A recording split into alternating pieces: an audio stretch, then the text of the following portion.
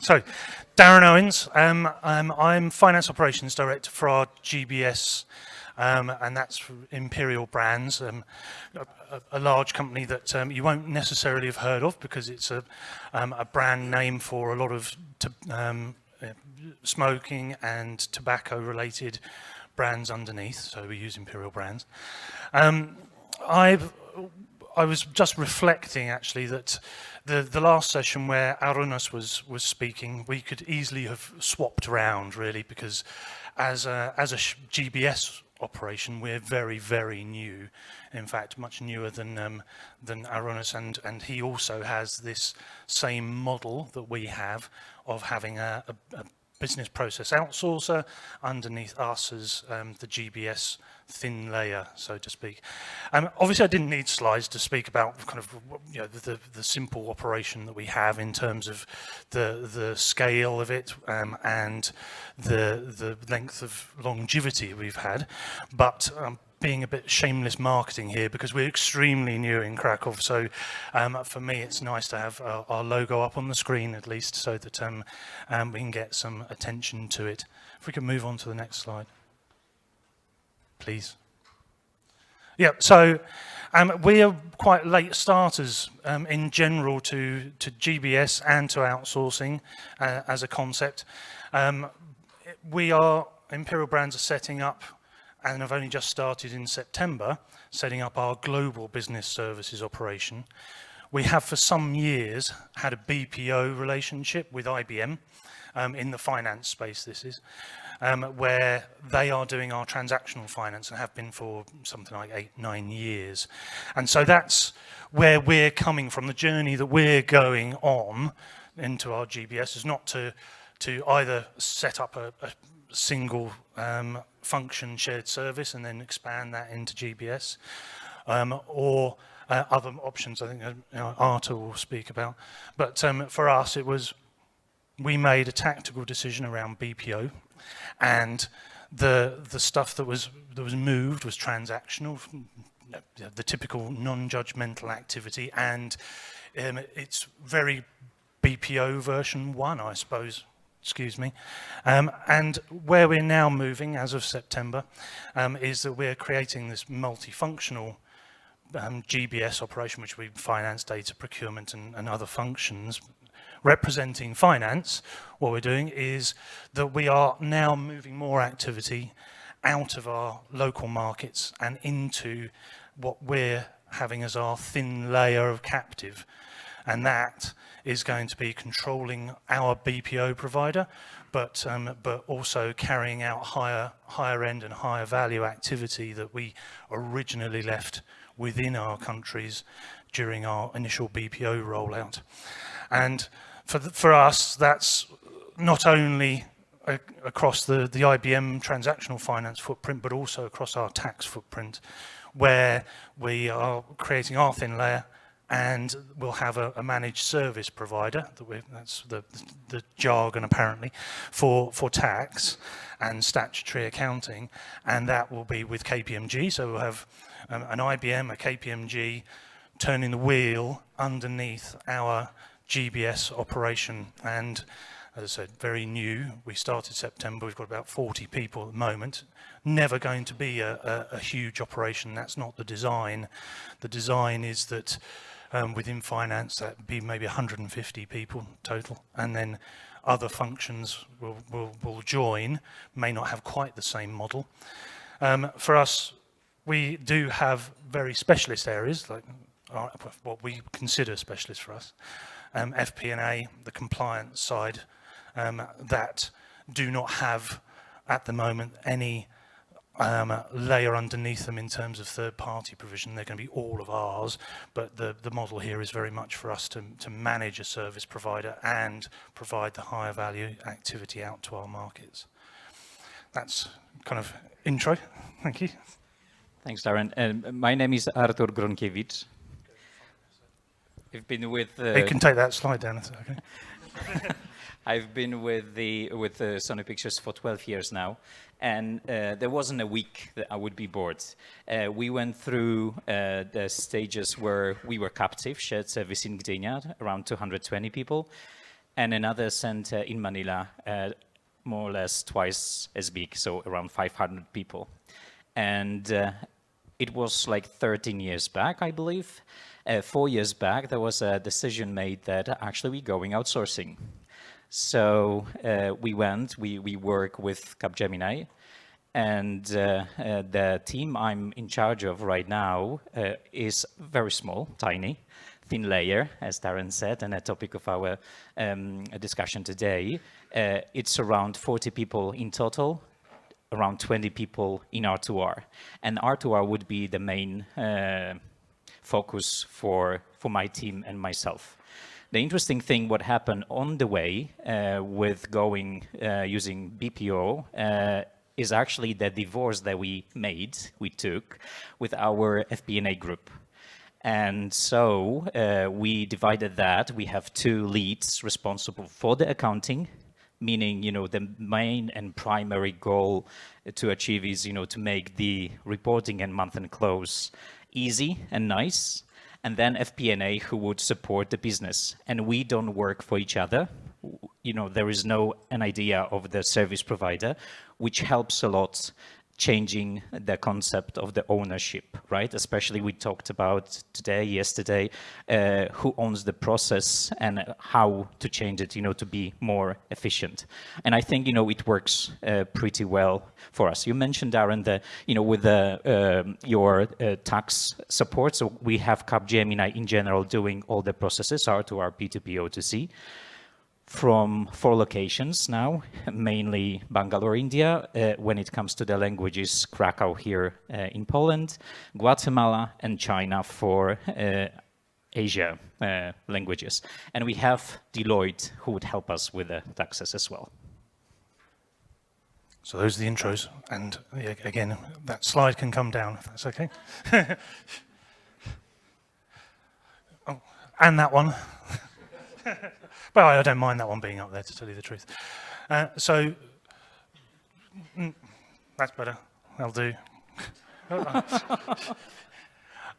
Okay, so I guess we're being moderated by Tom himself, so kind of to move on to questions. I think I can expand on all of this, of course. The model underneath for us in terms of the BPO provider is, to your point of it being offshore and nearshore. It's a typical kind of right shore mix with the BPO providers to give us hopefully the right blend of value and cost. Our operation is Krakow based, our captive, and that's we had several discussions, I think, earlier this morning about what do different locations bring you, and do you go to an established one or go somewhere where potentially you have a lower cost. For us, as I've heard many people say, it isn't a cost play. This is not a large operation, so this is about bringing value through our overall finance operating model to the business, and the usual things of freeing the business and business partners to not be worrying about these kinds of activities, but also with other functions we're bringing into GBS to be able to give the business better data, better decision-making capabilities, and to support them in doing that and increasing the value of our company generally. Yeah. Yeah. So I just want to add, because I'm recalling the question that Rakesh asked actually before. I'm not here definitely to recommend whether this business model for the operations is better or worse. It's more about what is the priority for the business. And at some point for Sony Pictures, it was to be in line with the benchmarking, what other studios do, what is the profitability, and having 700 people in-house versus having those outside, that was probably the key to make a decision that yes, we can save some money. And the time also is a specific thing, and the business is changing, and I think we all know that. So we have to adjust. Also in the finance, doesn't matter what's happening. We can't stay in one place. It was I like a couple of meetings here and discussions around being a change agent and really adaptable and flexible when it comes to the changes is that, yes, finance must follow as well. Yeah, and some of the challenges, I suppose, because clearly this isn't, you can get to this place in different ways, as Artur and I have. So Artur was the shared service model, and then there's an outsource that goes with it. Ours was, we did an outsource as part of an earlier iteration of a finance operating model, and then built this as our next iteration. So you can get to it in different ways, for sure. And I think they have different challenges in terms of the way that you get there, in terms of that journey looks different. So for us as Imperial, we have that outsource. It's now stable because it's been there for years, and so we are now hiring in that group that are going to be in the thin layer, and they're not coming through from an existing shared service. And I'm not picking, the best people from a shared service and then making those into that thin layer. We are looking for talent in the marketplace and looking for very flexible individuals, really. So they're right, obviously, technical skills that we need, but the main important things are about personality, flexibility, because they need to be able to manage our service provider as BPO, a role carried out in the markets and centrally previously. So that part of the overall GBS performance, because GBS owns all of this. It's not just our thin layer. We own the delivery of all of it. So they need that skill set. They also will face, and I think Aaron was also talking about SOPs as well, so the procedures that we'll get. The activity that we're moving in now, there is some procedural element, but a lot of it can't be documented. So it's about people who have the flexibility, the knowledge, and the appetite and skill to deal with uncertain situations. If there's something that now happens in the business, we have to deal with that.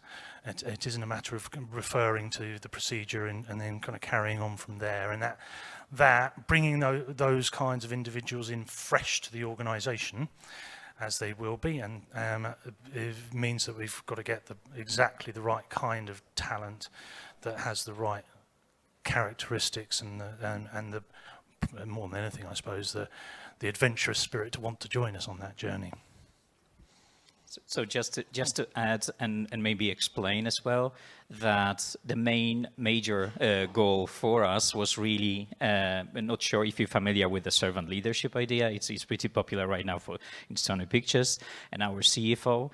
And to make the ship smaller, when you want to turn around the ship, make it smaller so you're getting agile. And yes, we can feel after these 4 years now that as when it comes to the decision making, process changes, all of that goes really much quicker. And also with the ownership, we were struggling with being in a shared service and this concept of internal customers, to propose and implement, execute then the change, because everyone was different and everyone had different needs and they were special, right, because of the legislation. Yeah. So I know probably you're facing similar issues. So today, no, because actually it's nothing there in the territories. We own that. I say as a GFO, we call that the team Global Financial Operations. And we don't need to consult with anybody. We just think from the efficiency perspective, and all of that goes much smoother, more effective, efficient. Grand. I think we need to turn to our moderator now, because those were supposed to be brief intros, but we're just waffling on a bit, I think. He's gone. Okay. We would be happy to take questions then. Akos. It's good that the slide was kept on, because that triggered me. I wonder, Darren, how do you manage the stakeholders in the markets, going from fiscal responsibility to accountability, and how you sell that to them? So this is it was on my list of challenges that thankfully is been dealt with very well by the organisation. The main thing there was that we designed this is finance again, so finance operating model with the buy-in of all of our senior leadership in markets, as well as just being a central few guys in finance, CFO or whatever, designing a target operating model. I mean, unfortunately we had help from PwC, but they helped us along that journey. But there's a great level of senior buy-in, and I say senior level buy-in, I mean also in the finance leadership in markets. So they were brought on that journey of this is what the model's going to be. They were given the opportunity to input to that model, and it was genuinely that input was reflected in the final model, and also more particularly in the journey and how that would actually look. So clearly we still have some issues to overcome, and I think Artur might have more info on this, because we're commencing our journey on that. But at the moment, what we have is we have agreement that this is where we're going, and that is now underway and transitioning. But the main thing was the co-design of that with the senior finance guys in market. Artur, I think you might have. I'm good. Okay. Thank you. David Poole, I'd like to ask a quick question about how you've segmented the work between what's in the thin layer and what you've outsourced, and also if you can comment around automation, which is inevitable, but how are you driving that and incenting your service partners to automate and get you to that, that level of quality and delivery that you need? Yeah. So. First thing, this 4 years back, actually everything that shared services were doing, both in Gdynia and Manila, everything went to Capgemini, all the work, right, operational work. What stayed here is really, responsibility, accountability for the books. So pretty much the controllership. So we moved out responsibilities from territories into the centers. We operate also regionally. And so Gdynia for EMEA, we have Singapore for APAC, LATAM from Miami, and North America consolidation and a US market. Actually, we didn't think that much about what should stay. It's more about if you're accountable, and our auditors, PwC, when they come to us. We need to know and understand what's in there. Even if we rely on things that Capgemini would do, some of the work that they do, we wouldn't really even review. So, like the straightforward things, not judgmental work, but still doing the reviews and understanding and reporting and governance as well. This is something, I think, less tangible, but, just common sense from the accounting perspective. Then second thing, can't remember what was the part. Automation, yes, thank you. So with automation, we did automation exercise probably 5-6 years back, and it was a failure.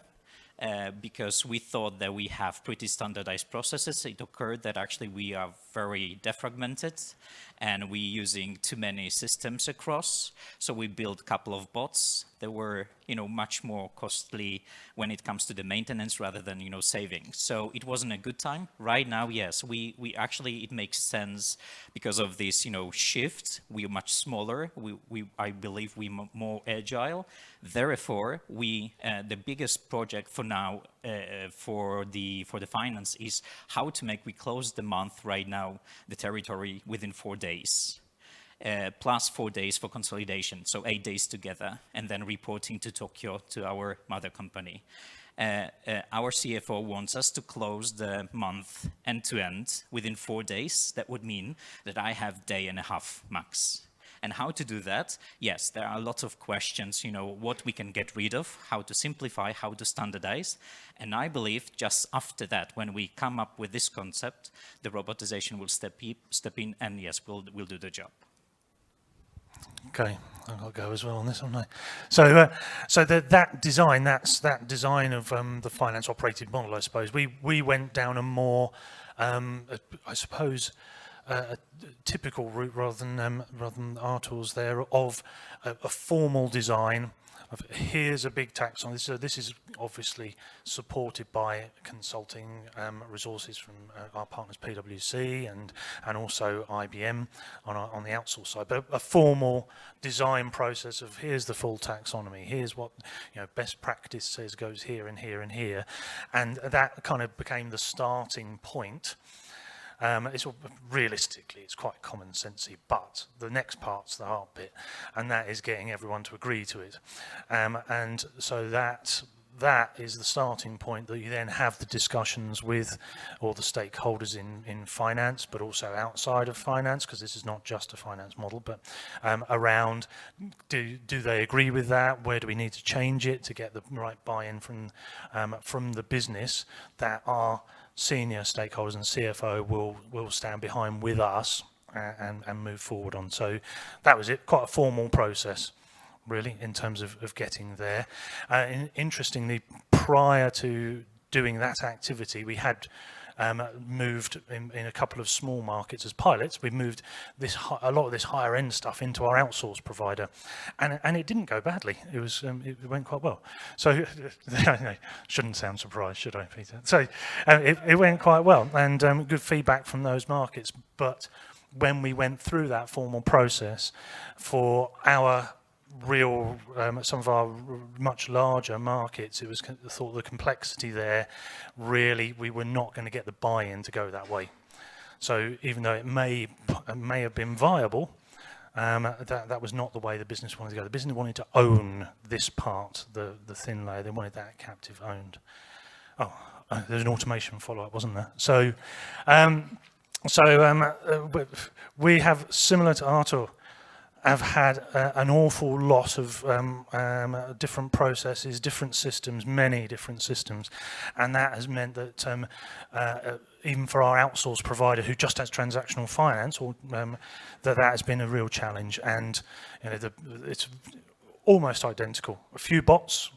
They've spent an awful lot of money putting a few robots in because that has to deal with so many different scenarios, and the payback on them is quite small, so it's not really expanded out very far. I mean, as an organisation now, we are starting right now the investment in a global SAP S/4HANA rollout, and prior to that, a CFIN implementation. So the future looks bright from that perspective, but it's been challenging in the past. Tom, any questions? He's here. That's all right. I was just holding the mic. I did have a question though, but I can't. I don't have eyes in the back. I'll take this one as well. Yeah. I'll sing to it, yeah. Hello everyone. I'm here from Gdańsk, from ThyssenKrupp. For Artur, hello Artur, and a gentleman as well. Darren. Hi, apologies. So very interesting, I can imagine very interesting journey. So 2 questions actually. So very practical one. How do you practically measure the performance of your provider on a daily basis? Like, did you introduce any KPIs? So how does this monitoring of their performance, the quality, look like? It would be very interesting, Artur, on your part, practically finance, but also IT. And the second topic is actually what happens when there are changes in the process, when there are a lot of change requests. We know that when the processes are not standardized, that the change requests are necessary, right, from the side of the provider. So this would be my second question. So how do you deal with those change requests? Darren, you first, please. Okay. So now, thanks for the question. So in a BPO environment, you do typically have an awful lot of service levels that are agreed up front initially because they're contractual and there are penalties associated with them. So there's a big swathe of service levels that you negotiate to the best of your ability, but obviously the BPO provider with many years of experience often enables themselves to have SLAs that are going to be very hard for them to fail on. even though they look sensible in the first place. But that then becomes a kind of an iterative process of the service levels. We need to amend them because they're all coming up green, but that's not what the business tells us. So and then you go through processes to improve them over time, as well as when your actual financial processes develop and the service level becomes not fit for purpose anymore. But that's a monthly process. You have to be on top of this, obviously on a daily basis, and that's having what I've got in here as my BPO service management layer. That is where we have a small team who are that interface between the BPO and the market to make sure that for specific markets, the service being provided is to the right quality and to be the escalation point for the markets if they've got problems. So for me, that's kind of the dual thing. You have to have service levels, but you need to be on top of it on a daily basis and not leave it to the markets. I'm sorry, there's a little bit more. Because in the thin layer, GBS as a whole also has a service level that it needs to provide to the end market.